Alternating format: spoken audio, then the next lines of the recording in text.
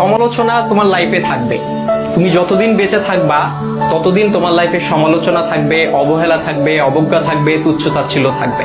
এটাই স্বাভাবিক, এটাই জীবন। তবে এই যে সমালোচনা, এই যে তুচ্ছতাচ্ছিল্যতা, এই যে অবজ্ঞা, এই যে অবহেলা, এই বিষয়গুলোকে খারাপ লাগার দিক হিসেবে নিলে হবে না। এগুলোকে তোমার অনুপ্রেরণা হিসেবে নিতে হবে। কারণ তুমি যখন এগুলোকে অনুপ্রেরণা হিসেবে নিবা, তখন এটা তোমার মধ্যে একটা জেদ তৈরি করবে। আর যেই জেদটা তোমাকে কঠোর পরিশ্রম করতে কি করবে ভাইয়া? অনুপ্রাণিত করবে।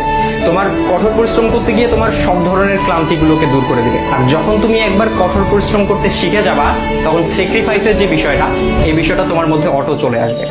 সুতরাং এই যে, আর সবকিছুর সাথে যদি বলো যে এই যে সমালোচনা, এই সমালোচনার পাশাপাশি জেদ, কঠোর পরিশ্রম, স্যাক্রিফাইস, আর এগুলোর সাথে যখন মেধার সংমিশ্রণ ঘটবে, তখনই তোমার স্বপ্নগুলো পূরণ হবে। সুতরাং সমালোচনাকারীর এই যে সমালোচনা, এই যে অবজ্ঞা, এই যে অবহেলা, এই যে তুচ্ছতাচ্ছিল্যতা, এই বিষয়গুলোকে তোমরা কখনো খারাপ